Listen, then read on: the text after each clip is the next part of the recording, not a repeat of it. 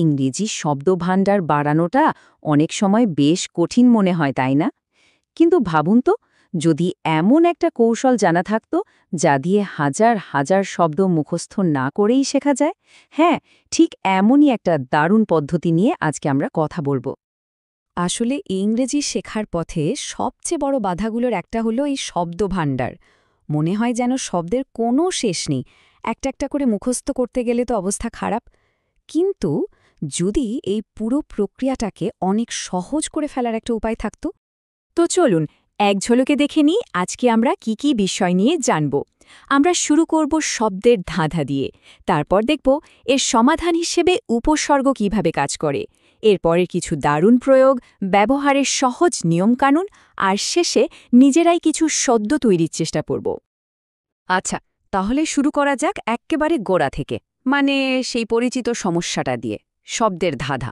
ইংরেজি শিখতে গেলেই মনে হয়, আরে বাবা, এত শব্দ, এই তালিকা তো শেষই হবে না। বেশ হতাশাজনক একটা ব্যাপার, তাই না? তবে একদম চিন্তা করবেন না, কারণ এর একটা দারুণ সমাধান কিন্তু আছে। একবার ভাবুন তো, যদি এমন একটা মাস্টার কি হাতে পাওয়া যেত যেটা দিয়ে হাজার হাজার শব্দের অর্থের তালা এক নিমিষেই খুলে ফেলা যায়। শুনতে দারুণ লাগছে না? ঠিক এই রকমই একটা চালিকাছি নিয়ে আমাদের আজকের মূল আলোচনা। আর সেই মাস্টার কি বা গোপন অস্ত্রটার নাম হল প্রিফিক্স।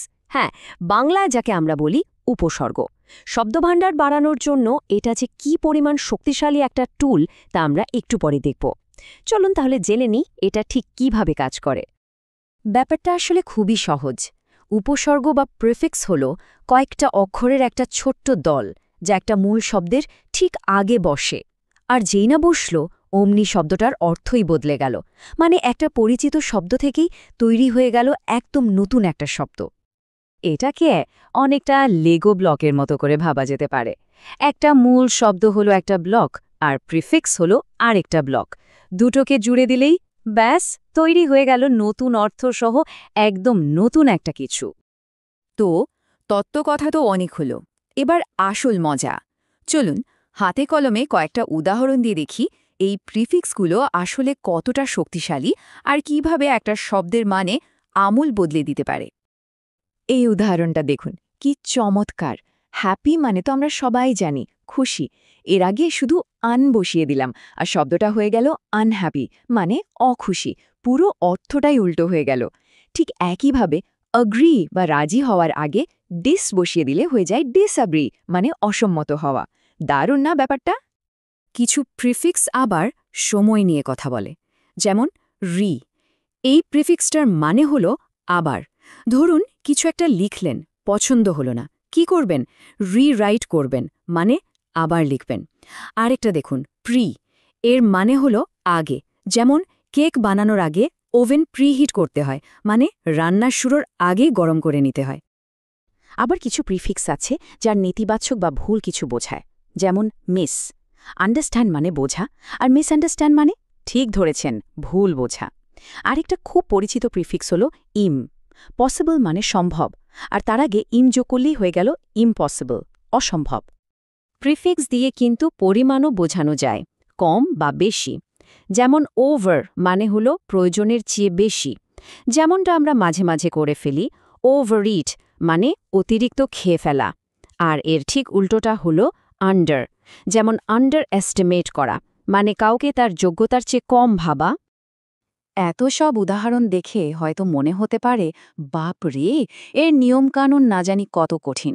কিন্তু মজার ব্যাপার হলো এর নিয়মগুলো একদমই সহজ।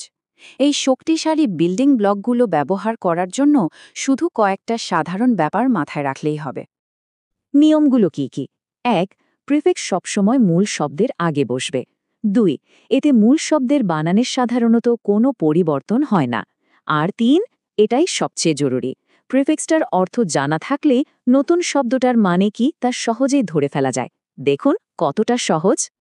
তাহলে আমরা দেখলাম প্রিফিক্স কি এবং এটা কিভাবে কাজ করে। সত্যি বলতে এই জ্ঞানটা শব্দভাণ্ডার বাড়ানোর জন্য একটা অসাধারণ টুল।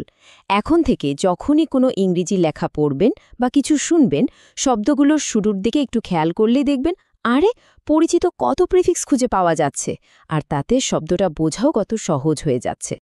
তাহলে সারসংক্ষেপটা কি দাঁড়ালো? প্রথমত, প্রিফিক্স শিখলে একবারে অনেকগুলো শব্দের মানে খুলে যায়। দ্বিতীয়ত, এটা ভাষা শেখার পথে একটা দারুণ শর্টকাটের মতো কাজ করে। আর সবশেষে, সবচেয়ে প্রচলিত প্রিফিক্সগুলো চিনে রাখাটা ইংরেজি শব্দভাণ্ডারের ওপর দখল আনার জন্য একটা অসাধারণ দক্ষতা। তো এই দারুণ টুলটা তো এখন সবার হাতে। এবার একটু ভাবার পালা। আজকে আমরা যে প্রিফিক্সগুলো নিয়ে আলোচনা করলাম তার মধ্যে কোনটা মনে হচ্ছে দৈনন্দিন জীবনে সবচেয়ে বেশি কাজে লাগবে? এই প্রশ্নটা মাথায় নিয়ে এগোলেই দেখবেন ইংরেজি শব্দকে দেখার আর ভয় পাওয়ার দৃষ্টিভঙ্গিটাই কেমন বদলে গেছে।